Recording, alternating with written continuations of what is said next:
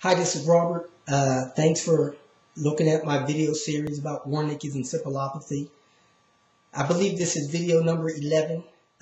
Number 1 is what happened before we went to the hospital.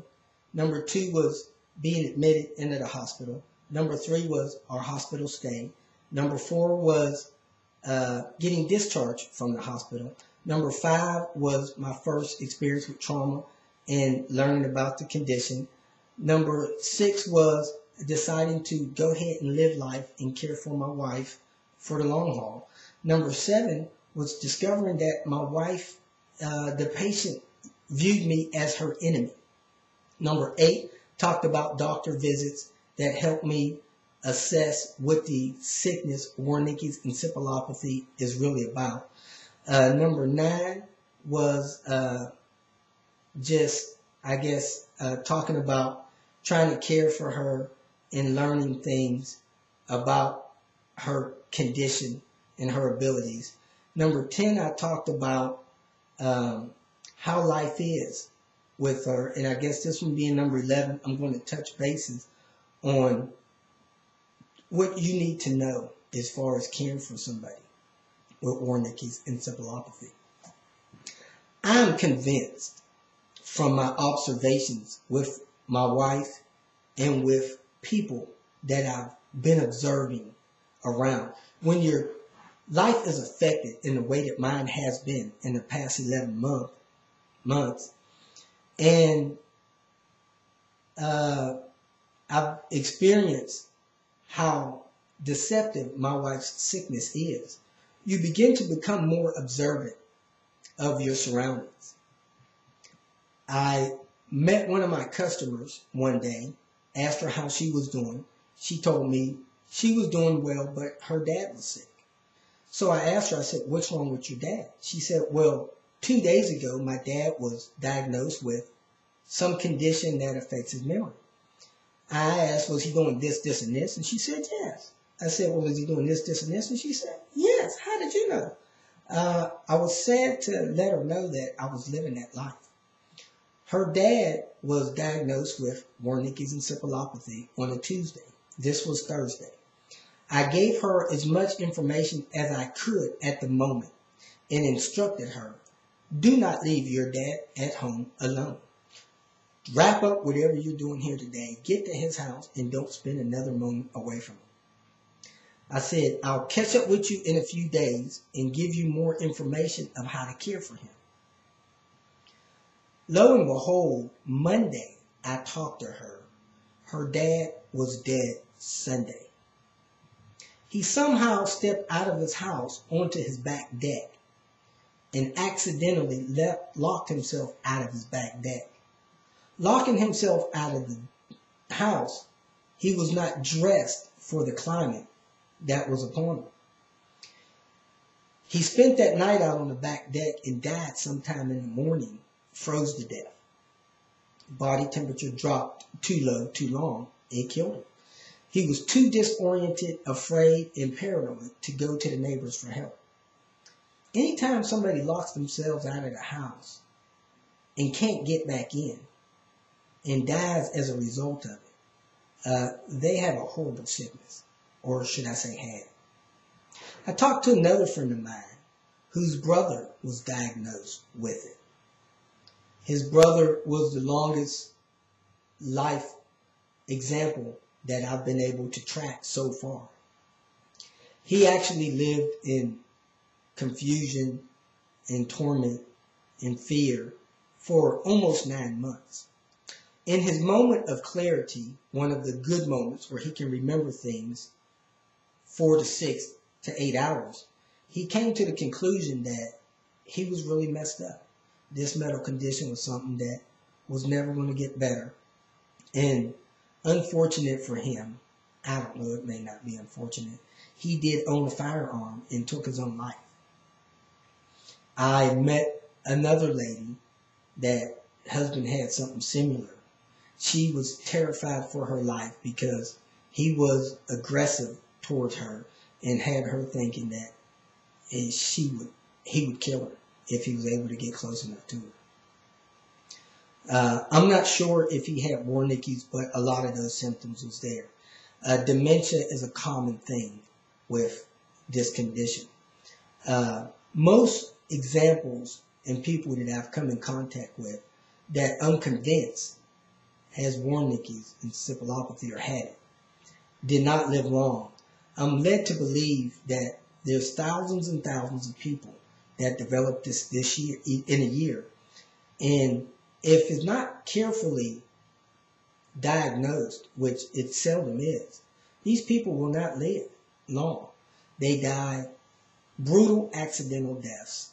Most of them never make it to the hospital. Had I waited another day or two to get my wife to the hospital, she would have probably had so much brain damage that she would have been dead. And when they took her to the hospital to do an autopsy to try to find out cause of death, most of the time it would have just simply been liver failure. Most people that have accidents, there was a news report about a lady driving down the long side of the freeway, killing herself, her 2 children, and a couple nieces and nephews, a passenger in another car, and they mentioned alcohol, and I'm willing to bet that she had Wernicke's. Another friend of mine's dad was coming down with it, wrecked 4 cars in 2 weeks. I can't convince him to get him tested for a thiamine deficiency. Because of his age, they were able to intervene for him, and I think he's still alive. But younger people that are strong and still have responsibilities like going to work every day, they're not making it. I talked to a doctor, an attorney, about getting my wife, helping me get my wife on disability. And he said a few things, and then he asked what was my wife's diagnosis. And when I told him, he apologized to me about 16 times because he's never had a patient that was diagnosed with that make it to receive disability. One in particular was a welder, lifelong welder. You may not want to listen to this story. Mute it until I raise my hand. This welder thought that he was able to weld, went into his shop, fired up the torches, tried to weld something, and somehow, some way, cut his head halfway off in a welding accident. When someone found him in his shop with his welding torches still lit, he was almost decapitated by his welding incident, and he did have Wernicke's. I think he might have lived a month and a half with it. When I went back to my doctor's visit after 6 months, he was shocked of my wife's condition, her ability to communicate, the fact that she didn't get worse, the fact that she was gaining weight instead of losing weight, her ability to talk to him in a clear and intellectual way. He was amazed. He asked me what I was doing and wanted to run some tests on her. I told him that he could run all the tests that he was willing to pay for. And we was quickly ushered to the door. He was not able or willing to invest in the tests that he wanted them to, that he felt like he wanted to run. Raising my hand in case you forgot to tune back in from the welding accident. This condition is so deceptive and so dangerous that you cannot leave these patients alone for very long, especially if they have access to anything that can harm them. It took 6 months for my wife to break through to her emotional stability state where she lives today. We have taken a couple trips to visit family. She doesn't remember the trips, but the family members did. They questioned whether anything was wrong with her at all. She was able to engage into games and have fun and be so entertaining. They loved spending time with her and actually sensed no sickness in her at all.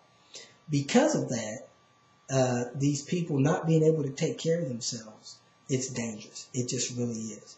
You leave them alone, they won't make it. The doctor, when we went back to the neurologist for a 6-month visit, he told us instance after instance of people that developed her sickness since we visited him 3-4 months prior that are not alive today. One lady starved to death. She wouldn't feed herself. She didn't know had she fed herself or not. One lady died of pneumonia.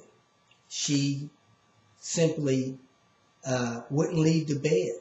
She didn't know that days and weeks were going by. She made it about 6 weeks.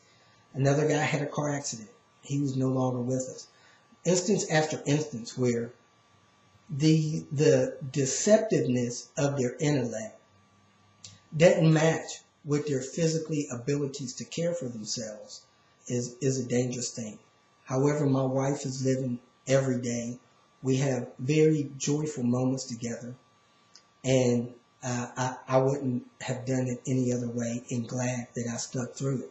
So I'm telling you, break through the emotions, learn their abilities, and watch out for them and care for them.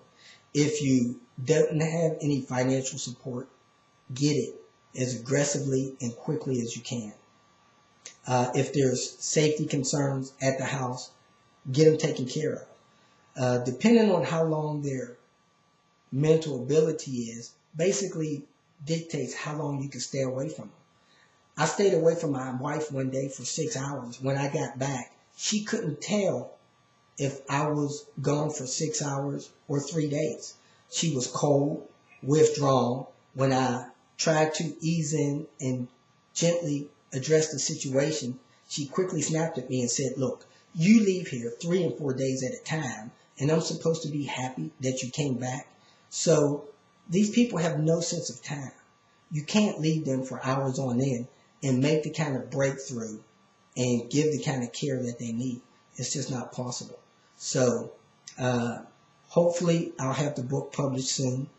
You can tune back in here from time to time. I'll have a website posted soon where I'll post more stories, a lot of them funny stories, and I'll help you get through the process of caring for your loved one that has Wernicke's encephalopathy.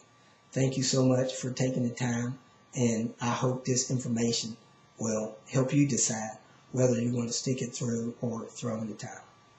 Have a great day.